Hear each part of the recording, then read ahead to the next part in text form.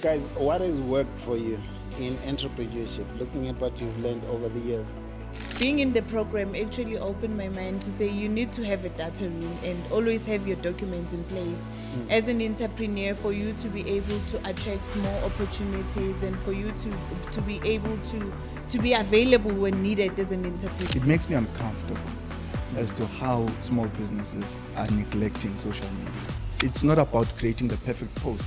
It is about connecting. Welcome to another edition of Mindset Profits. I am excited to bring this one because I am grateful to the SAP Foundation for sponsoring this video. It's an organization I've worked with for over the past 9 years and an organization that I'm very happy to work with because of the sheer impact that they've had on thousands of entrepreneurs in South Africa. They do this through a number of programs, one of which is called the Tolana program, and it is open for application right now. If you want to apply as an entrepreneur, the link will be in the description of this video. And I am sitting with an elite panel of entrepreneurs today who have been part of the SAP Foundation program. And we just want to talk about, how to build a resilient business in South Africa. What's working for them. And I am curious, who wants to introduce themselves first? Ladies first. Well, as they always say, ladies first. You're good with ladies first. No, I'm good with that, thank you. Yeah. So my name is Nomathemba Silesho and I am an entrepreneur. I run a transport and logistics business and I am based in Bronkhorstspruit. Nice. Thank you. Wait. Nomathemba forgot to say I'm an award-winning Oh yes, I am entrepreneur. SAP Tolwana, award-winning entrepreneur coach. Thank you for that. Yes, I am an award-winning entrepreneur. Yeah, it's a nice thing to say about yourself, eh? No, it feels good to say it. Well, I guess I should have started. Now the pressure is on. After award-winning Well, after entrepreneur. award-winning, what more comes after that? Yeah. So, thanks, Coach Ntando, for bringing me on the pod, and quite an interesting conversation we'll be having. So, my name is Ubonga Nkhatebe, and I'm the founder of Strategic Business Moves, a business that looks into entrepreneurs and digital marketing. So yeah, it has been an interesting journey, and I'm proud to say that still today I am an alumni from TP12 back in 2020. That's how many years back? Well, yeah, we were the cohort that started in 2020, and then we went through that 18 months. And, well, there's quite a lot that happened between 2020 and 2021. But I'm glad to say I didn't run back to corporate. I'm still running business even today. Yeah. So I guess because you guys did the program so many years ago, you are best placed to talk about business resilience. You're still standing. How many years later? 6, 7 years later, Yeah, no. you're still standing. Yeah. Are you still feeling like an award-winning entrepreneur now? I am coach. I'm actually not TP50. I'm in 12. I'm TP14. So how many years back did you do? We graduated this year in February.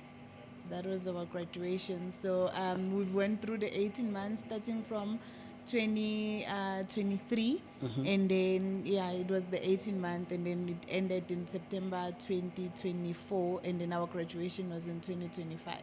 So let's upgrade what she said. Ne?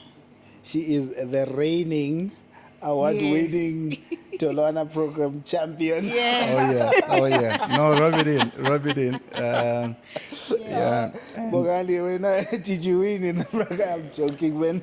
Well, I got the certificate to show that That you were there. successfully graduated from the program, and well, I guess because we're still pushing even today, one could say awards are coming, and I'll also get to hear a few tips from the award winner herself. So guys, what has worked for you in entrepreneurship, looking at what you've learned over the years?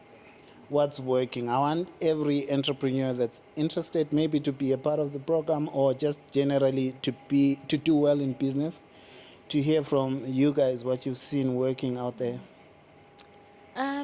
For me, coach, to be quite honest, I've learned a lot throughout the program, and the mentorship has actually opened my mind a lot, a lot. So what stood out for me was compliance. I think when starting the program, I wasn't really clued up about compliance. It was just running a business. And being in the program actually opened my mind to say you need to have a data room and always have your documents in place. As an entrepreneur, for you to be able to attract more opportunities and for you to be able to be available when needed as an entrepreneur. And I think being able to always get my compliance in place really, really opened my mind and opened up me to more opportunities. It's funny you say you start with compliance, because I was talking to another entrepreneur who was saying, I'm tired of programs because every program I go into, they're going to say compliance. I go to another one, they'll say compliance. I almost wanted to ask, why are you hopping from program to program in the first place? But to be honest, once you've been into the SAB program, I don't think there's any program better. Yeah, I'm sorry, but yeah, no, honestly speaking, they just help you to go through it all. And the nice thing about it is the emotional attachment as well towards the team. And it's just... So you got a few connects. Yes, I've made sisters in the program. I've made brothers in the program, and there's emotional support amongst the entrepreneurs. So if you don't have outside support, I feel like for me, I've been able to actually get support in the program. Wonderful. The program is for 18 months for context, and you get a mentor that whole time. There is some funding, but it's not the focus of the conversation now. But you learn a lot from other entrepreneurs. You learn a lot from multiple workshops. And Bongani, on your side, what would you say is like comes top of mind when I ask what's working out there? Well, looking at business from all angles, when we started out in 2020, the foundation of starting and running a successful business, it always has to be with getting your things right. Yeah. And that means different things for different people. Like when we were part of one of the first trainings that the workshops that we took part in, it was plugging in the holes in the bucket, you know. And I remember the auntie taking us through all of that, and it has stuck with me ever since, because you might have a good concept, you might have a good idea, you might have a good product, but if there are still holes in the business that are not plugged in, money will be flowing in and flowing out.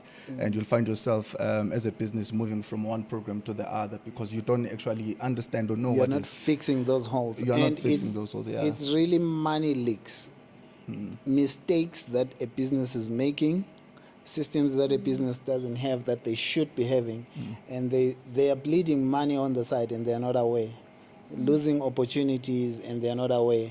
And that what you're talking to really means money for a business like that won't make a difference. Exactly, yeah. They'll give you 100,000 now. In 3 months it will be gone and your business will still be at the same place. And another program gives you 500,000.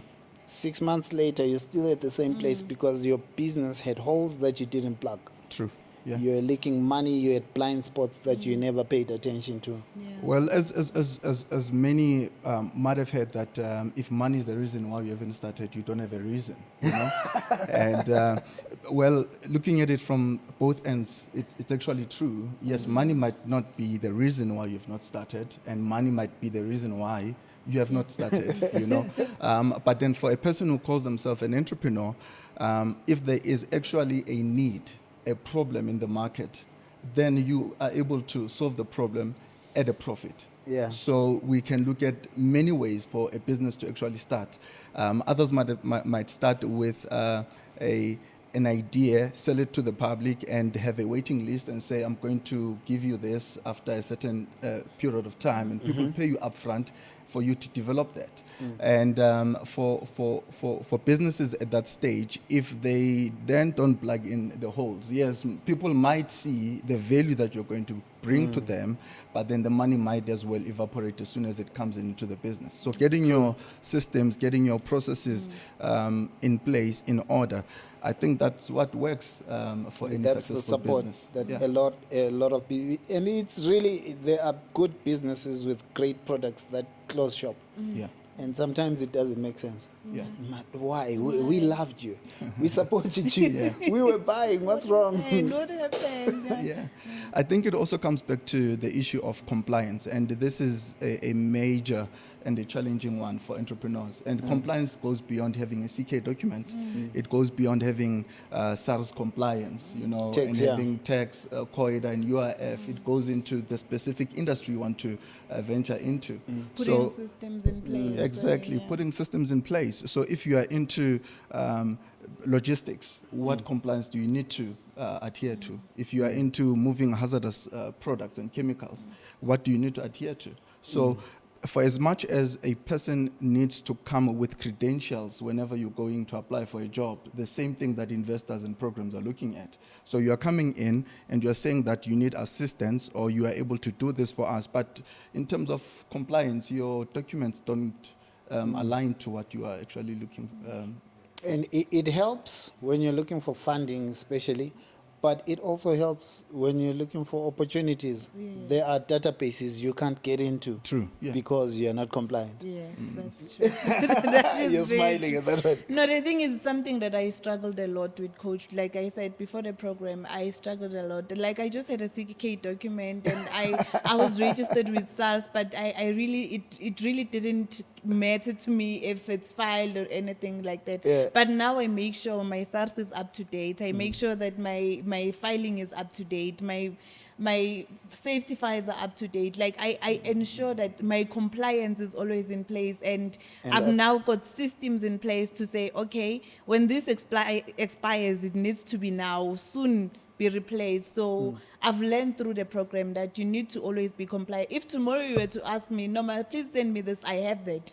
Okay. Yes. That's wonderful. I was talking to a tax practitioner yesterday, and she mentioned something that was interesting, along with, in the line of what you guys are talking about, that one of her clients who made, I think, 20 million or something, but they are closing shop because they had a contract of the 20 million, and when they received the money, they spent the money on nice cars and stuff.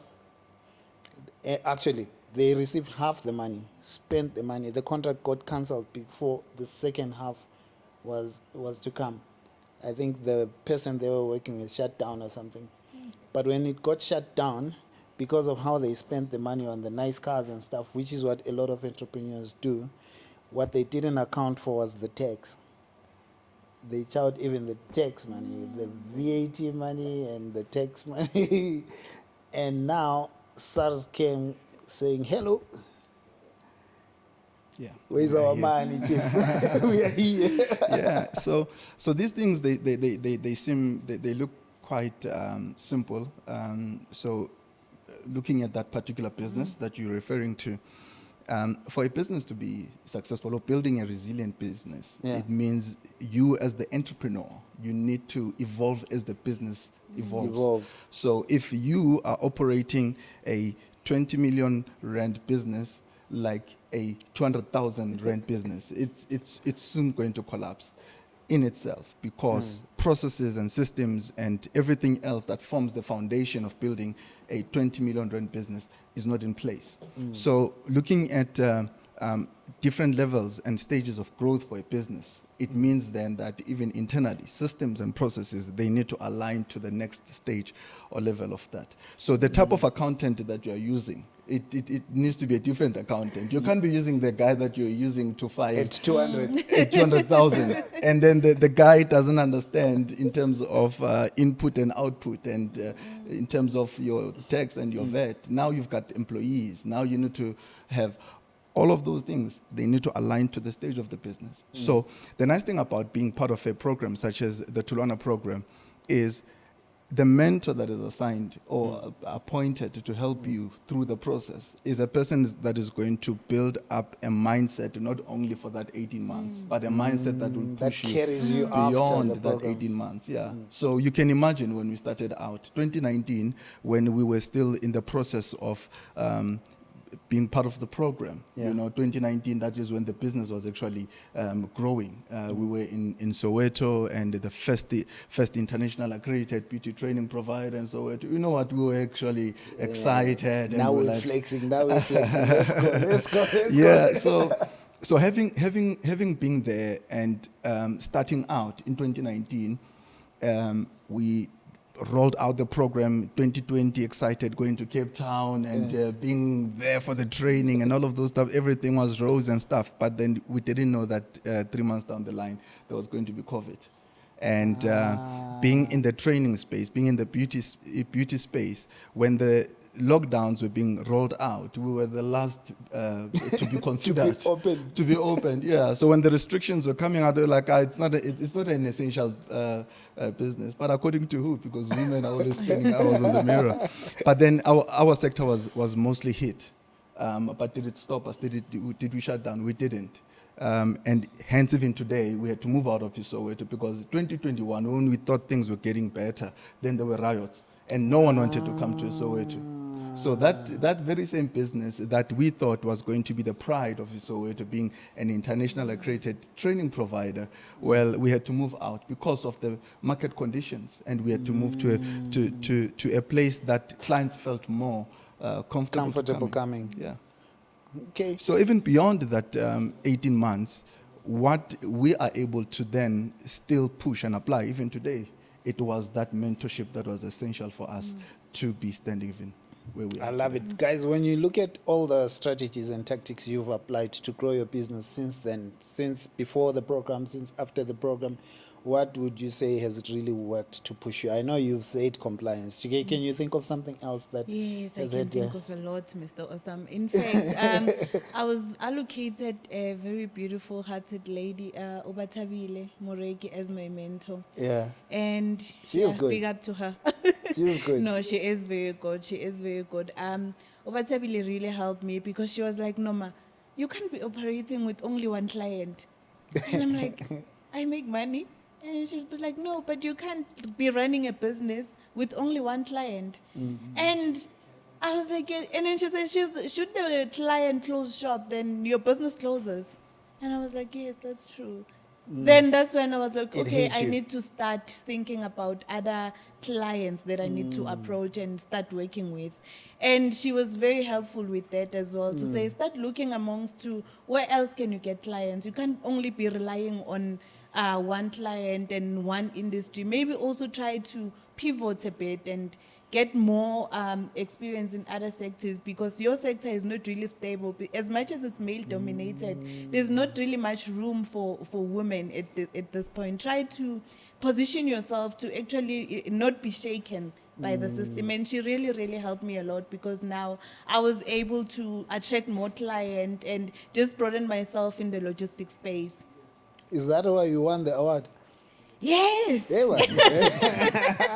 Yes, because we implemented the strategies, and I actually now started working with different clients and trying to get more opportunities in other spaces, and now pivoting to the other transport spaces where I'll do shuttle services, do transportation of private school kids, and you understand what I'm saying. So I just grew myself in the space, bought more trucks, and yes, we got more trucks, and then we were able to grow ourselves. And yeah, that's how we actually won the award, because we created more employment, and yes, our revenue also grew. When you look at the difficulty of working in a male-dominated industry, what stood out for you? What shifts did you have to make to survive there? Because many leave that industry for that very reason. To be quite frank, Mr. Awesome, I what shift my mindset is I need to think like a man as well. Yeah. Yeah. Yeah. Yes, I need to think like a What does man. that mean? Oh, yeah. What does So that mean? it means now I should not only feel sorry for myself and be comfortable. So nothing grows when you are comfortable. And I actually learned that I also need to now stand up and go look for the opportunities and not only rely and think that they will come to me.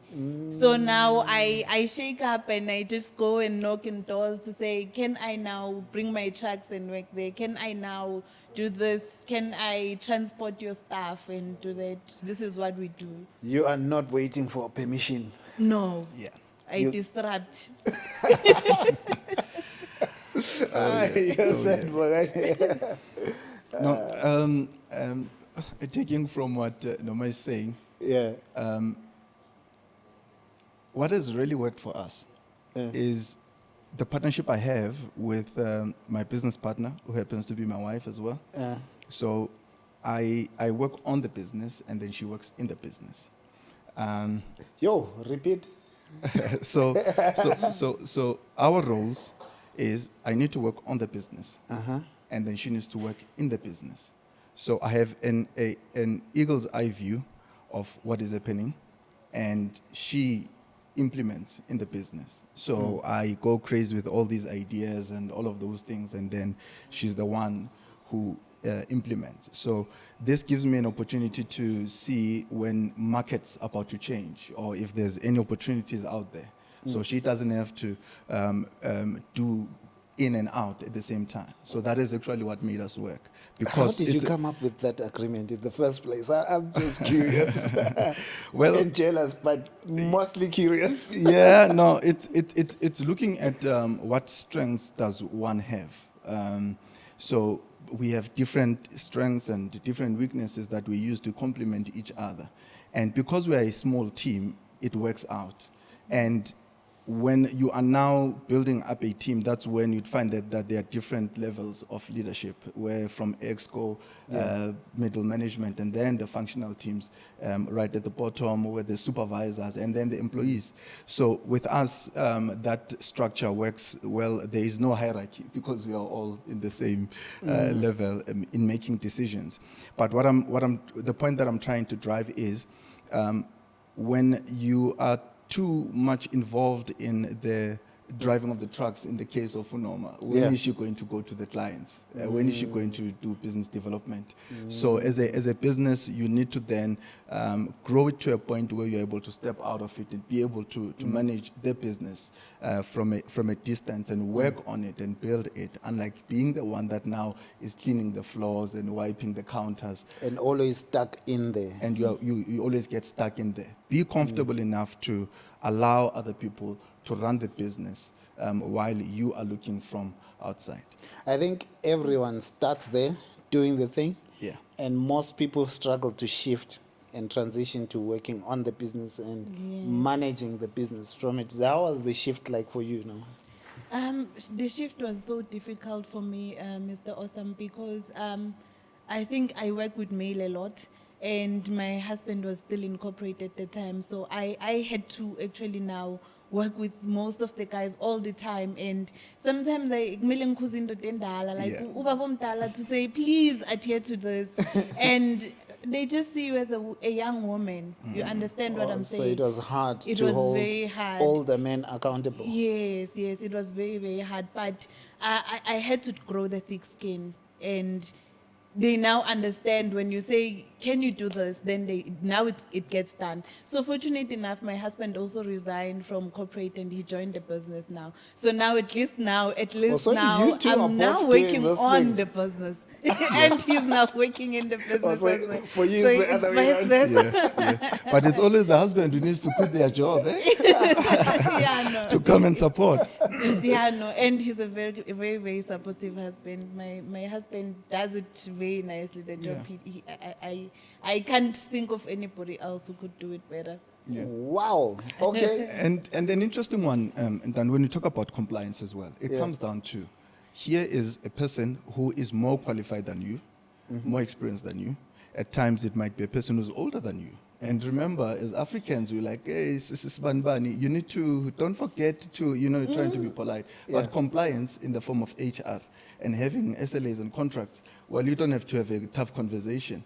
You can just remind the person of, don't forget. This is what you're supposed to do. This is what is expected of you. So if you don't comply, then you'll be out. And there's no hard emotions because compliance Once on there's its a own. contract, emotions are a bit. We put emotions aside and we neutralized. say, we agreed on this. The KPI says, the SLA says. So you're saying for many businesses, the mistake really is there's nothing agreed that's on paper. We're working heart to heart to say, you are here, you must work hard. Yeah. On what? Yeah, You we must spoke work about hard. this. Find something. In papers. Yeah. So when compliance is right, and compliance, as we were talking about it earlier, it goes beyond having a CK document and having the UI number that shows that you are compliant. It goes to every aspect of the business, because if health inspectors arrive and they get there and there are no signs and there is no safety file, the business You're will in shut trouble. down. You're in trouble. All right, so I think the last time I called Bongan for a conversation, there's one thing that he taught me, and it was a powerful lesson: the power of social media. Maybe you can go deeper on that, because we can't end this without you going deep. I need every small business owner who does not use social media or thinks it won't help their business to just shift a mindset around it. I think it starts with the mindset, and it actually makes me, I don't know, it makes me uncomfortable as to how small businesses are neglecting social media. And this is just a low-lying fruit. You need to start where you are. You don't even have to complicate it with ads and all of these other stuff. Just start by showing people what you're doing.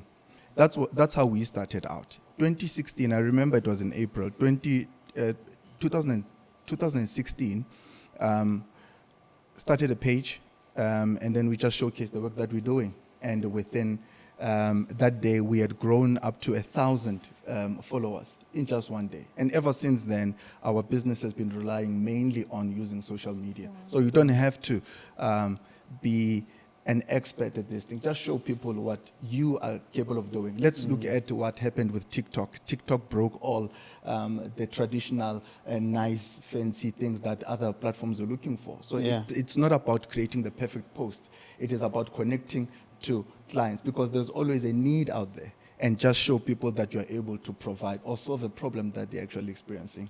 That's wonderful, man. How give one example. I know you've got many. One example of how social media created the nice problems of too much business for you.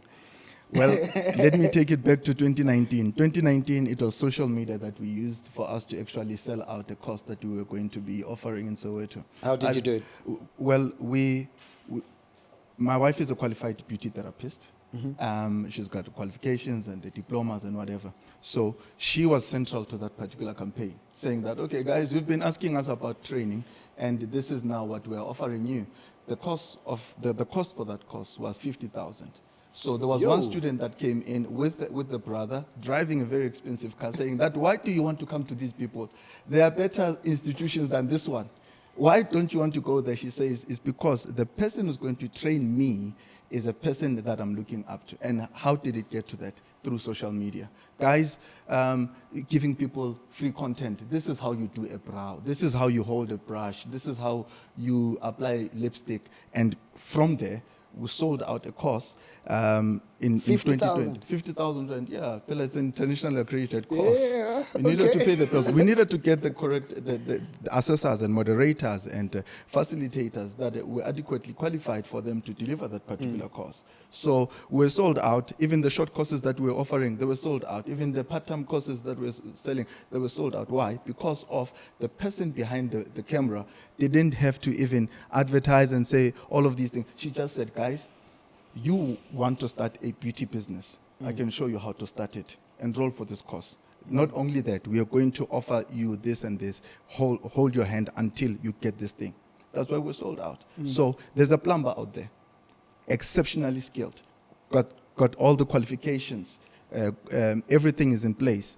The only thing, just take that, we used to call it Bobijan spanner. Yeah. Take that Bobijan and open that tap and show people how to fix a tap. There's men like me who have never fixed a tap before. So when a tap is broken, what do?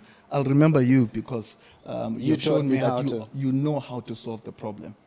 So there's a person who is selling, who wants to start an online shop, and you're a good stylist already. People are always applauding you. Just take those pictures, put them out there. And as people are commenting, build up a community so that you are able to then take the business forward. Why did you shift to paid advertising? Because through organic, you can reach up to a certain demographic or a certain number of people. So when you are doing paid ads, that's when it takes you further and it exposes you to more people. Not only that, through paid ads, you can then target a specific market that you're looking for. So the advantages of having paid media or paid ads is that.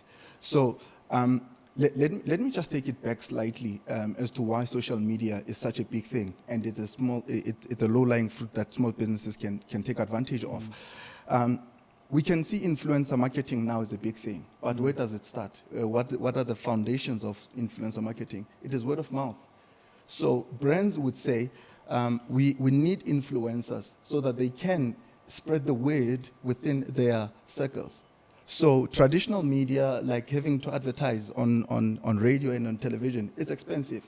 And finding influencers to speak about your brand to people that can relate to them as individuals makes it Easier go and cheaper. Exactly. And how many times have we done or purchased stuff because it was recommended by a friend? So if I've got a followership of 10,000 and I'm able to recommend things to those people, or even 1,000, and they buy, if I tell them about it, word of mouth moves and moves products much quicker than having to do paid ads. So paid ads is just one aspect of it, and then there's also influencer marketing. Micro-influencers can also Support a business. Support a business in making sure that it drives sales.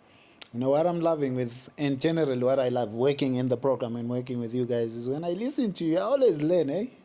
I'll be learning in silence. Yeah, I'm also learning. So it's you guys who make me sound smart in the next workshop.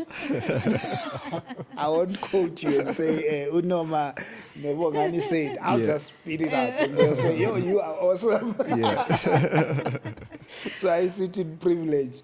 Noma, when you look at generally your journey, and I don't know if you've ever had a battle with confidence and just growing as a person and as a woman in entrepreneurship, what's your advice for others who lack in confidence, who struggle with self-esteem? And when they listen to us now, they'll say, you make this sound easy. It's not. Every time I try one rejection, I give up, and it's so hard to try again.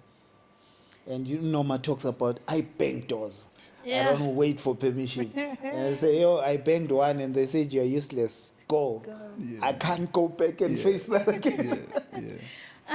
Mr. Awesome, growing up, I struggled a lot with self-esteem. I had self-esteem. Oh, really? Yeah, I struggled a lot because of my hearing issue. Yeah. I've got a hearing disability, you know that. So growing up and, being in a space where people couldn't really hear you couldn't really hear them when you were talking, and they were like, hey, understand. So People would say that to you. Yeah, hey, so it really, really killed my self-esteem growing up as a child. And it took me a long time to recover from that. It really took me a long time, and yeah. What helped you? I still do suffer from imposter syndrome even now. Like, I'll feel like, okay, do I really belong in this place? And then something like, my husband will tell me, like, you know what, you belong here. Take up the space, you belong here. And sometimes I feel like, no, man, am I sure? But I think my father also really played a huge role in building me, because he always wanted me to be in business. And I feel reverting back to say, okay, I see I've always been good when I was assisting him with invoices and all that and all that. And now when I grow into business space, I get to understand to say, okay, maybe this is why I've been built to come here. Because I also struggled to get opportunities in the accounting spaces. I did the degree in accounting, and all my friends were now being CAs, and they were now getting fancy jobs. And it wasn't happening for you. It wasn't happening for me. And I was like, okay, now am I really going to be here for, because I worked in the bank. I worked for the bank for 3 years. And when there was, after 3 years, I think there was retrenchment. That's when I actually started my business. Because when I was being retrenched, they were moving me to a different branch, but they were not increasing. So I needed to travel a distance, while as there was no increase. And I was like, no, it's fine. Now it's time to resign. In fact, my husband sent me a resignation letter that day and said, just resign. Hey, what? I was like, are you sure? He's like, resign, we'll see what you do. And yeah, so that's when the business started. And I think ever since then, I struggled a lot with self-esteem still. I struggled. I tried to build myself, but sometimes there would be a breaking day. You're like, oh, yeah, no. Buningi, I can't. But there's days where you're like, no, man, you can do this. You just need to pick yourself up and just remain resilient. Do it over and over again. Because today you sleep, you are down. Tomorrow you're like, you need to wake up at the end of the day and you still need to do it. Because there's no backup plan. This is the plan and there's no backup. You just need to make it. Also for you, you are having to push yourself. Yeah, And what has worked is the support from Ohapi. The support from Mohabi really, really helped. If someone says, I don't have that support. If someone says, I don't have that support, then I would say find support within other entrepreneurs. Find support within, obviously not every family member will support you, but find support within other people who are in the business space, because there are ladies who are still happy to assist you and give you a hug when you need it. And I know it's difficult in business, Mr. Osam. It's so difficult. You can't really make it without that support system. You really need that support system. Some days are better than others. And you just need that one person that's gonna tell you that you are worth it. You can do it. And with SAB Tolwana, you get those people. Before they even start, they'll ask you, how are you feeling? Yeah, how are you feeling? Like, what do you need? Where are you in life? In life. So you just need that person who's going to ask you, how are you feeling? Wonderful. As we close, any last words that you have for any type of entrepreneurs? Do you have entrepreneurs that are in your heart? I'm suspecting for you, it could be young entrepreneurs. Just a suspicion. If I'm wrong, correct me, and just any words of encouragement to whatever type of entrepreneur is in your heart. Well, you're correct. Well, maybe it's not a suspicion, but you are correct. Having to work with young entrepreneurs. When we started out in business, well, about 10 years back now, we were young with my wife. She quit a job in July. In September, I also quit, and then we said, let's start this thing, And we didn't really have much support. We made a lot of mistakes along the way, and some of them they actually cost us quite a lot and took us a long time to recover. So for any entrepreneur that needs to be sustainable, programs such as the Tulana program, they are the type of programs that one can find the support that they need. And you don't have to figure out everything all at once and by yourself. So find an ecosystem that is going to elevate you. Join a program, even if it doesn't come with any grant funding or any money for that matter. It's the environment. It is the environment, because through that network and that ecosystem, as a business, you are able to thrive. There's no my saying that being an entrepreneur is hard on itself. There are those days, or there are those towards month end. That's where the pressure comes in, where you need to be chasing invoices, and you know that payroll has to be honored, and all of these other service providers need to be paid. And no one might be able to understand because they want their money. But when you are within an ecosystem and you are able to learn from others as to how they've come and how they've overcome those challenges, it's always better. So instead of trying to figure things out by yourself, just find yourself a coach, find yourself a mentor, find yourself a program that aligns to the goal that you want to achieve. And even if you don't get any money out of it, just know that through the training and the development of that program, you'll be able to stand even after COVID, after the riots. 5 years later, TP12, now we are looking at the new batch that is going to come in, the new cohort that is going to come in for the SAB Foundation. And one of the greatest things about that is looking at the track record as to the statistics. The SAB Foundation, it outdoes all the other programs in South Africa. It has outlived. It has outlived them, and the entrepreneurs, they always go beyond the 5-year mark. Why is that? It's because of what you get from the program. And so get yourself a mentor so that you don't have to make mistakes that you might not be able to recover from. So you might not be as lucky as we were, that we recovered from those, but here's an opportunity. Join a program, find yourself a mentor, find yourself a coach. Last words, Noma? Build sisterhood. I think, Mr. Osam, a lot of people also struggle from mental issues and depression because of some issues you can't really discuss with anyone. So you just need to build that sisterhood with someone and build that trust. I know not everybody can be trusted, but just find that someone that you can lean on. And just know that you've got a sister for life there. And another thing that I would say is you just need to be reliant. The fact that you are an entrepreneur, you just need to know you need to show up. Yeah, you just need to show up. Know that you've got yourself to rely on at the end of the day. So you just need to wake up, show up, and build sisterhood. And I think the Tolana program is actually one of the best things that can ever happen to somebody else. And I'd really recommend it to anyone. And it really, really built me. For me, it really built me a lot, Mr. Awesome. It really built my business. And I would really love for other entrepreneurs to be a part of it. Thank you. And if you are listening and interested, link will be in the description of the video for you to join.